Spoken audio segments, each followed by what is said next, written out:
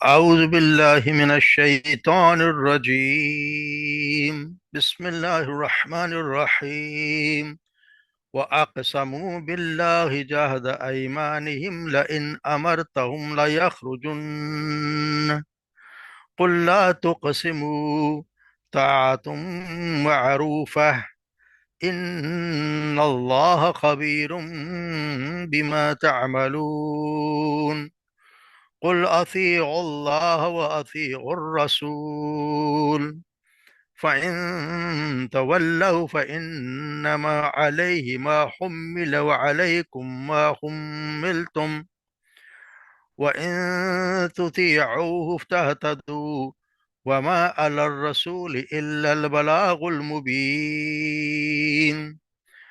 وعد الله الذين آمنوا منكم وعملوا الصالحات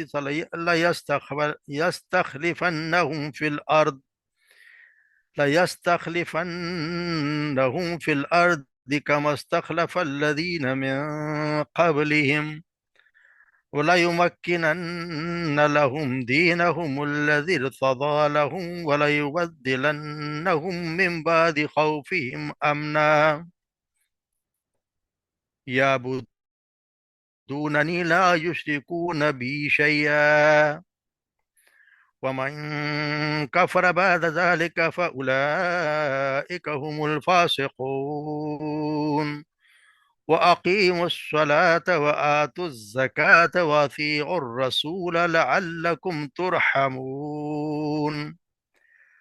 لا تحسبن الذين كفروا معجزين في الأرض ومأواهم النار ولبئس المصير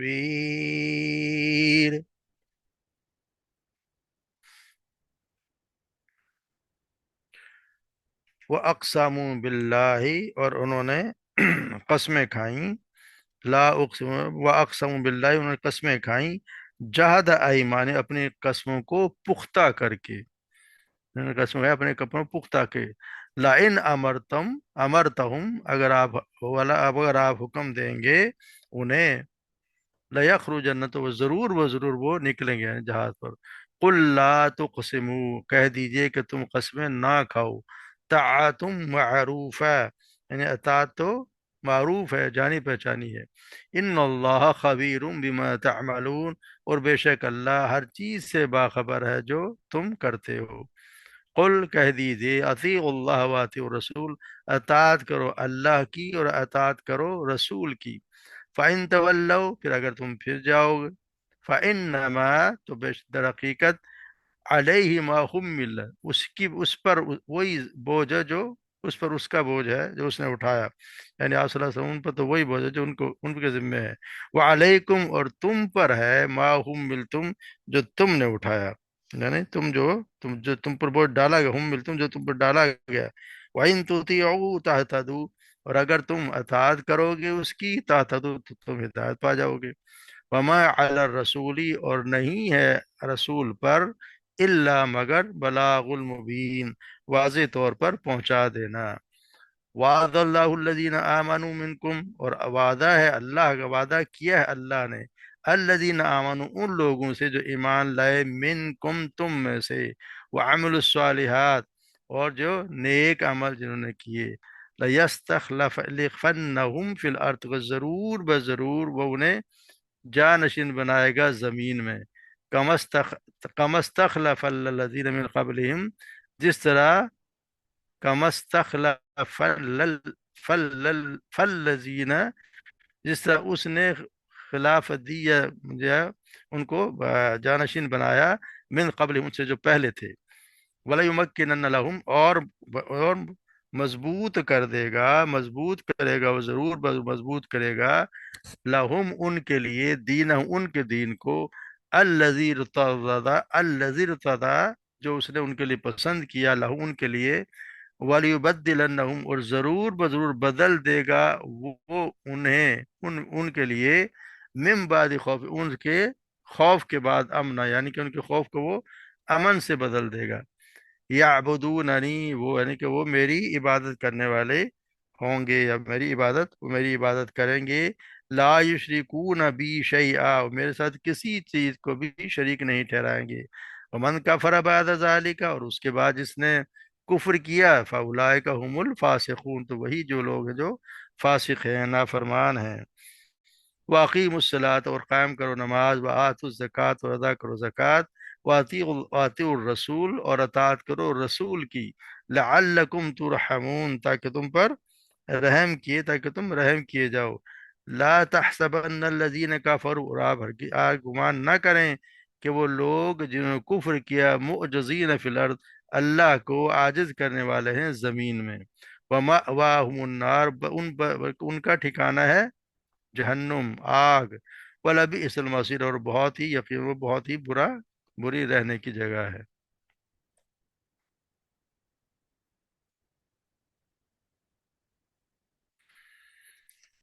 تو یہاں اصل میں اس میں منافقین کا ذکر کیا جا رہا ہے کہ منافقین کا حال یہ تھا کہ وہ آپ صلی اللہ علیہ وسلم کے کسی حکم کی جو بات آتی تو وہ پھر قسمیں کھا کر کے اپنے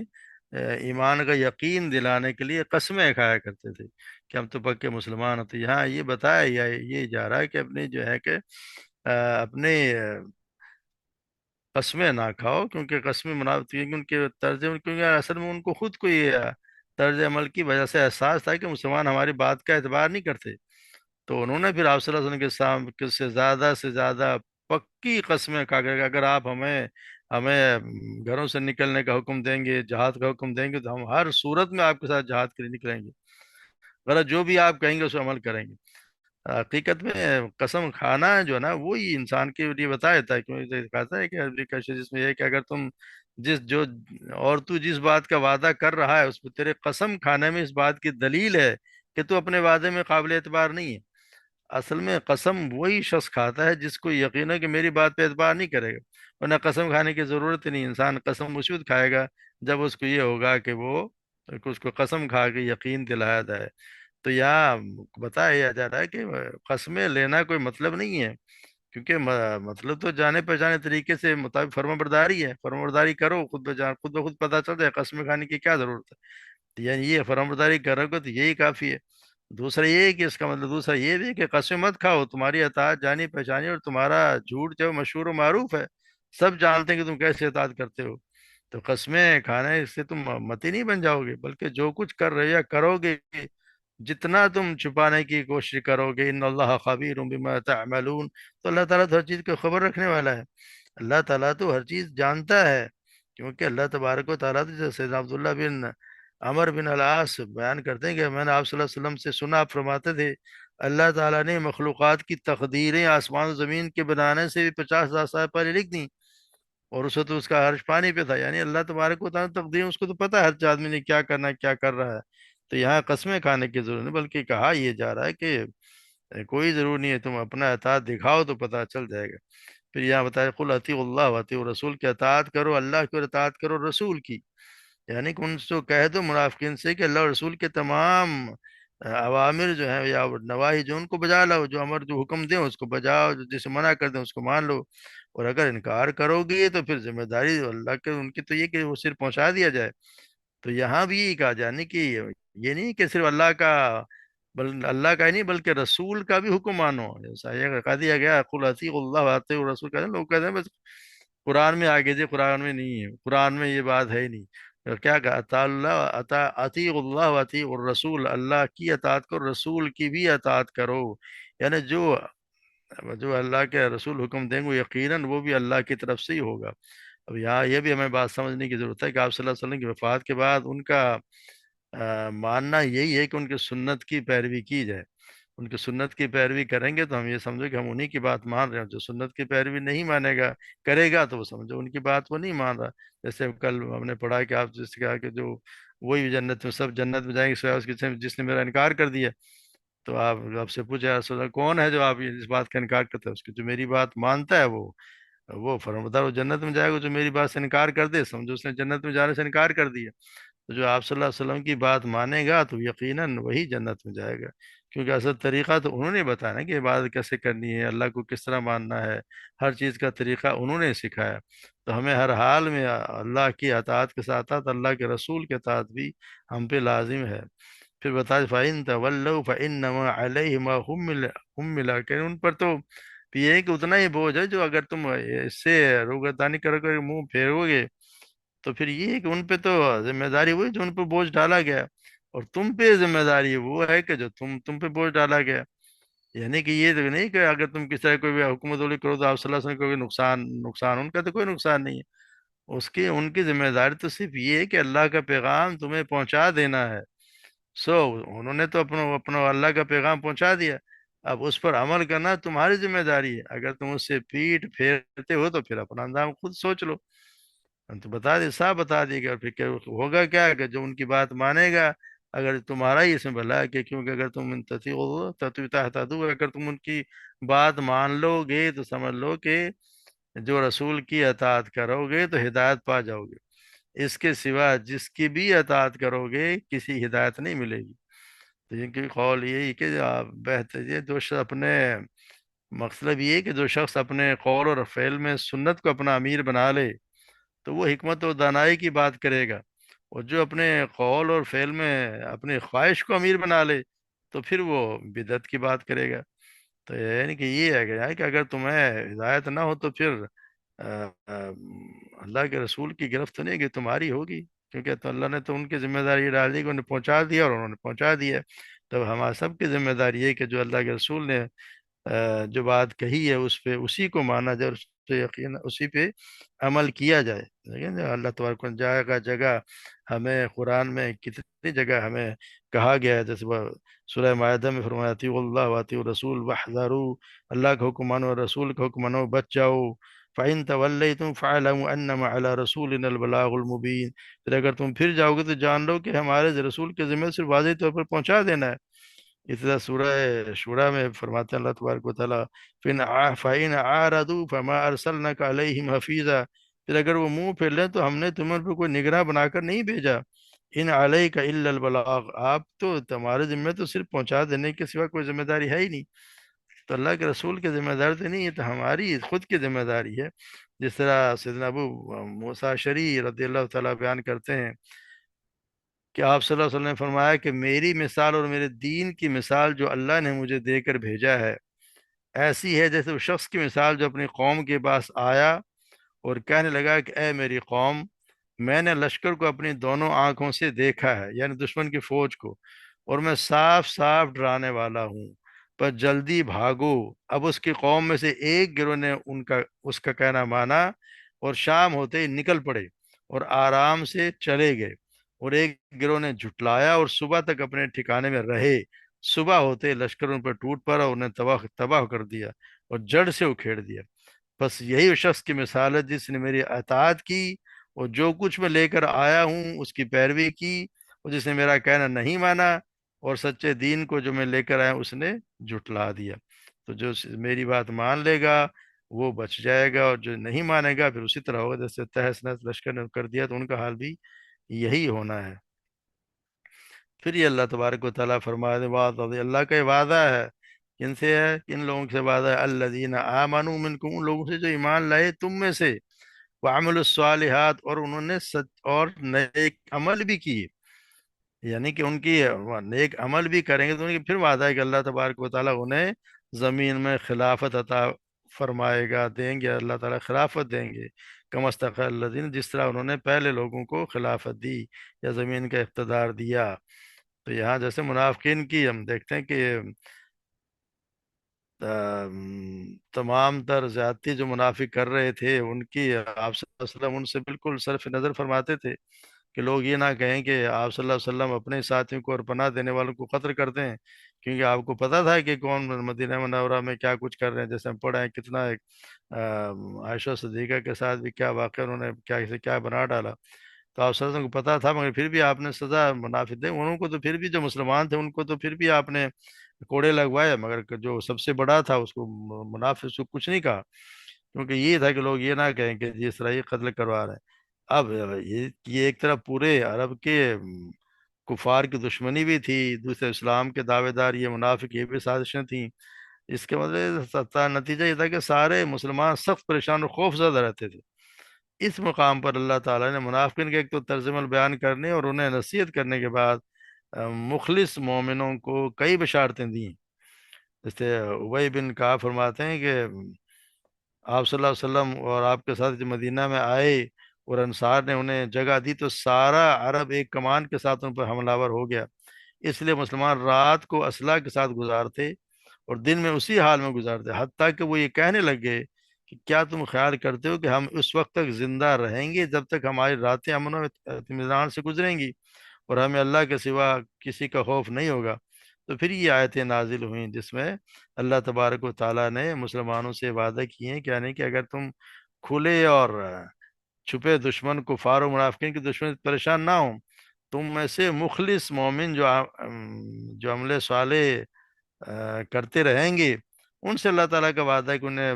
پورے عرب و عجم کے کفار مشرکین کی زمین کا وارث بنائے گا اور اس کے جانشین اور اس کے حکمران ہوں گے، جیسا کہ اس نے اس سے پہلے کفار مشرکین کے بعد بنی اسرائیل کو جزیرۃ العرب، مصر اور شام کی حکومت بخشی تھی۔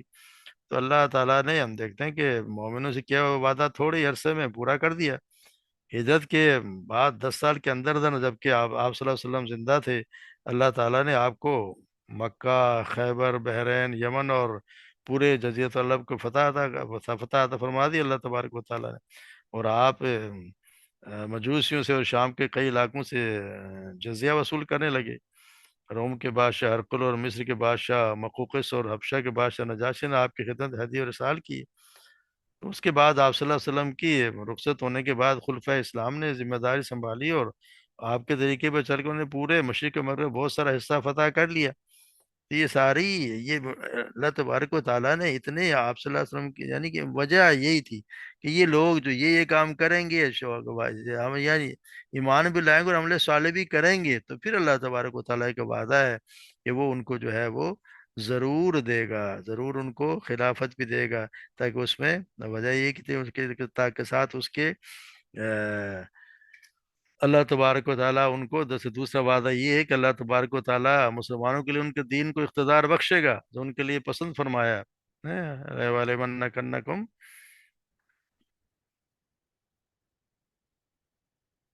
وَلَيُمَكِّنَنَّ لَهُمْ دِينَهُمُ الَّذِي ارْتَضَىٰ لَهُمْ، اور ان کے دین کو اور ان کو جو ہے اس کی مدد کرے گا اور اس کو دین کو اقتدار بخشے اس کے لیے اس نے پسند فرمایا۔ یعنی مسلمانوں کو ایسا اقتدار ملے گا جس میں کسی اور آئین اور قانون کا نہیں بلکہ اللہ کے دین اسلام کا مکمل غلبہ ہوگا، کیونکہ اللہ کی بات سب سے اونچی اور اس کا بول سب سے بالا ہے۔ تو دین کا اقتدار پوری دنیا پر ہوگا، دین کا اقتدار تو ساری دنیا پہ ہونا ہے۔ جیسے آپ سیدنا جابر بن سمرہ بیان کرتے ہیں، آپ نے فرمایا دین ہمیشہ قائم رہے گا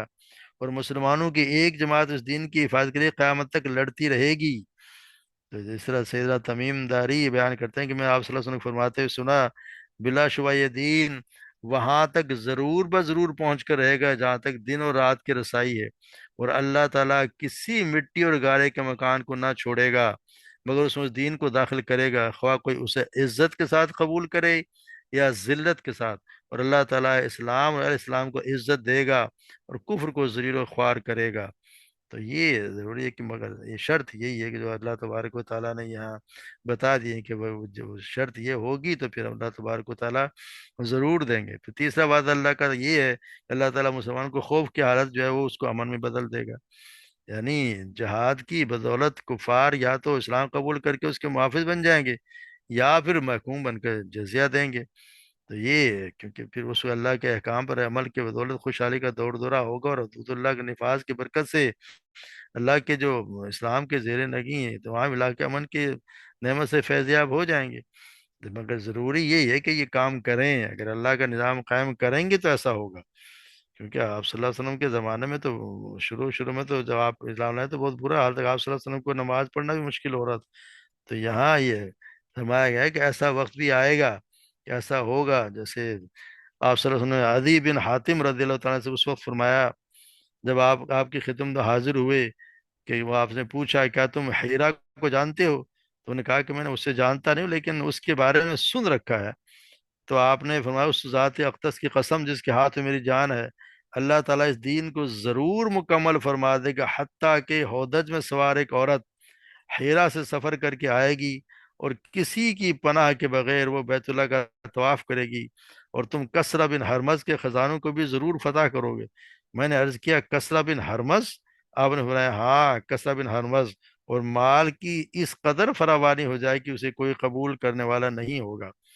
عدی بن حاتم رضی اللہ تعالیٰ بیان کرتے ہیں کہ میں نے دیکھا کہ ہودج میں سوار ایک عورت ہیرا سے چل کر تنے تنہا آئی اور کسی کی پناہ کے بغیر اس نے بیت اللہ کا طواف کیا، اور میں خود ان لوگوں میں شامل تھا جنہوں نے کسرا بن ہرمز کے خزانوں کو فتح کیا، اور اللہ کی قسم تیسری بات بھی ضرور پوری ہو کر رہے گی، کیونکہ یہ بات رسول اللہ صلی اللہ علیہ وسلم نے فرمائی ہے۔ تو یہ اللہ تبارک و تعالیٰ خوف کو امن میں بدل دیتے ہیں۔ ہمارے یہاں بھی خوف جو ہے سارا اس کو بدلنے کا ایک ہی طریقہ ہے کہ اللہ کی شریعت کو نافذ کیا جائے، اللہ کے احکامات کو مانا جائے، ان کی حدود کو نافذ کیا جائے۔ اگر یہ نہیں کریں گے تو ہمارا یہی حال ہوگا جو ابھی ہو رہا ہے،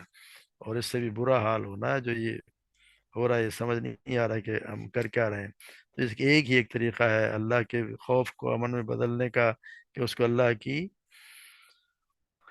کے جو نظام ہے اس کو نافذ کیا جائے۔ اور پھر وہ لوگ کون ہوں گے؟ یعبدون انی لا یشرک بہ شیئا، کہ وہ عبادت کرنے والے ہوں گے، اللہ کے ساتھ کسی کو شریک کرنے والے نہیں ہوں گے، صرف ایک اللہ کی عبادت کرنے والے ہوں گے۔ اور جو کوئی اسے کفر کرے گا فاولئک هم الفاسقون، پھر اس سے وہی جو ہوگا وہ فاسق ہوگا۔ اور پھر یہ بھی حکم دے دیا واقیموا الصلاۃ وآتوا الزکوٰۃ واطیعوا الرسول لعلکم ترحمون، کہ تم نماز قائم کرو، زکوٰۃ ادا کرو اور اللہ کی اطاعت کرو تاکہ تم پر رحم کیا جائے۔ یہ ضروری ہے، یہ دو تین کام کر لیں گے تو اللہ تبارک و تعالیٰ نے حکم دے دیا کہ اللہ کی بندگی کرو، نماز قائم کرو، زکوٰۃ ادا کرو، تمام معاملات زندگی میں آپ صلی اللہ علیہ وسلم کی اطاعت کرو۔ ہر زمانے میں کامیابی کا راز ایک ہی اور یہی ہے۔ جیسا سعد بن معاذ، سیدنا معاذ بن جبل بیان کرتے ہیں کہ میں نے ایک سواری پر آپ صلی اللہ علیہ وسلم کے پیچھے بیٹھا ہوا تھا، میرے اور آپ کے درمیان سیاہ صرف پالان کی لکڑی تھی۔ آپ نے میرا نام لے کر مجھے آواز دی، میں نے لبیک و سعدیک کہا۔ آپ نے پھر تھوڑی دیر چلنے کے بعد اسی طرح مجھے پکارا، میں نے پھر اسی طرح جواب دیا۔ تھوڑی دیر چلنے کے بعد پھر یہی سوال جواب ہوئے تو آپ نے فرمایا جانتے ہو اللہ کا حق اپنے بندوں پر کیا ہے؟ تو میں نے کہا اللہ اور اس کے رسول خوب جانتے ہیں۔ تو آپ نے فرمایا بندوں پر اللہ کا حق یہ ہے کہ وہ اسی کی عبادت کریں اور اس کے ساتھ کسی کو شریک نہ کریں۔ پھر تھوڑی دیر چلنے کے بعد مجھے پکارو، میں نے وہی جواب دیا۔ تو آپ نے فرمایا جانتے ہو جب بندے اللہ کا حق ادا کریں تو اللہ کے ذمے بندوں کا حق کیا ہے؟ تو میں نے جواب دیا اللہ اور رسول بھی بہتر جانتے ہیں۔ تو آپ نے فرمایا یہ کہ انہیں عذاب نہ دے، یعنی اگر ہم صرف ایک اللہ کی عبادت کریں اس کے ساتھ کسی کو شریک نہ کریں تو اللہ تبارک و تعالی ہمیں عذاب نہیں دیں گے، ہمیں یقیناً یقیناً ہمیں جنت میں ہی پہنچائیں گے، یہ اللہ کا وعدہ ہے۔ لیکن شرط یہی ہے، اور کوئی بہت بڑی شرط بھی نہیں ہے، شرط یہی ہے کہ اللہ کے سوا کسی کو معبود نہ بنائیں، کسی کی بھی آپ جو ہے وہ عبادت نہ کریں۔ عبادت یہ بھی ہوتا ہے کہ کوئی بدنی عبادت نہیں ہے، زبان سے بھی قولی بھی، کہ اسے کسی سے مانگے نہ کچھ نہ مانگے، ایک چیز ہے ہی نہیں اور اسی سے اگر مانگا جائے تو وہ اسی کی عبادت ہے، کیونکہ مانگنا بھی عبادت ہی ہے۔ دعا مخ العبادہ، یعنی دعا تو جو ہے وہ عبادت کا مغز ہے۔ تو یہ فرمایا جا رہا ہے کہ اگر تم یہ کام کرو گے اور اللہ نماز قائم کرو گے، زکوٰۃ ادا کرو گے اور اللہ کے رسول کی فرما برداری کرو گے تو پھر تم پر رحم کیا جائے گا۔ پھر یہ بھی بتا دیا وَلَا تَحْسَبَنَّ الَّذِينَ كَفَرُوا مُعْجِزِينَ فِي الْأَرْضِ فَمَأْوَاهُمُ النَّارُ وَلَبِئْسَ الْمَصِيرُ، تم یہ نہ گمان کرو، یعنی کہ تمہارے مشرکین، کیونکہ ہمیشہ عام طور پر ہمیشہ مشرکین یا کافر ابھی بھی اور ہمیشہ سے ہی زیادہ تعداد اور قوت میں زیادہ رہے ہیں۔ آپ صلی اللہ علیہ وسلم کے زمانے میں بھی یہی حال تھا کہ مسلمان کمزور تھے، ان سے پھر خوف زدہ بھی رہتے تھے۔ تو ایسے حالات میں ان کے لیے خلافت کا وعدہ بڑا عجیب اور ناممکن سی بات نظر آتی تھی۔ اس لیے فرمایا کہ کافروں کے متعلق یہ گمان ہرگز نہ کریں گے وہ اللہ کو مقابلے میں عاجز کر دیں گے۔ یہ لوگ جتنی بھی تعداد اور قوت میں ہوں، جتنی چال بازیاں کر لیں، مقابلہ بھی اللہ تعالیٰ سے، اللہ تعالیٰ کو کسی صورت میں بھی عاجز نہیں کر سکتے۔ یہ تو ممکن ہی نہیں ہے کہ وہ اللہ تعالیٰ کو بھی کوئی عاجز کر دے۔ کیونکہ یہ زمین اللہ کی ہے، کائنات کے ذرے ذرے پر اس کا قبضہ ہے، اس سے بھاگ کر کے وہ کہاں جائیں گے؟ تو اللہ تعالیٰ انہیں دنیا میں رسوا کرے گا، اور آخرت میں ان کا ٹھکانہ جہنم ہوگا، جو بدترین جگہ ہے لبئس المصیر، تو بدترین ٹھکانہ ہے اس کا۔ تو یہاں یہی بتایا گیا ہے کہ یہ پھر ان سے آپ یہ گمان نہ کریں گے، یہ کتنے ابھی بھی اگر ہم یہ سوچ کے کافر غالب آ جائیں گے، تو ان کے غالب آنے کی وجہ یہی ہے کہ ہم خود جو ہے وہ ایمان نہیں ہے ہمارے یہاں بھی، اس لیے ایمان سے ہم فارغ ہو گئے ہیں، تو ہم پہ سب پہ غالب آ گئے ہیں۔ اللہ تبارک و تعالی ہمیں صحیح سمجھ عطا فرمائے، ان چیزوں پہ عمل کرنے کی توفیق عطا فرمائے، کہ ہم کسی کی عبادت نہ کریں سوائے اللہ کے، نماز کے ہم پابندی کریں، زکوٰۃ باقاعدگی ادا کرتے رہیں، اور اللہ کے رسول کی اطاعت کریں۔ اللہ کے رسول کی اطاعت کرنا ہی اللہ کی اطاعت کرنا ہے۔ تو یہ اللہ کے رسول کے اطاعت کریں گے تو مقصد یہ ہے کہ جو سنت کے مطابق کام ہو وہ کریں گے، وہی قابل قبول ہے۔ اس کے علاوہ اپنی مرضی اور کسی اور کی بات مان کے جو اعمال کیے جائیں گے، وہ بالکل وہ باطل ہیں، ان کو بالکل اس کی کوئی اہمیت نہیں، ان کو وزن ہی نہیں دیا جائے گا۔ اللہ تبارک و تعالیٰ ہمیں صحیح معنی میں سمجھ اور صحیح عمل کرنے کی توفیق عطا فرمائے۔ وما علینا الا البلاغ۔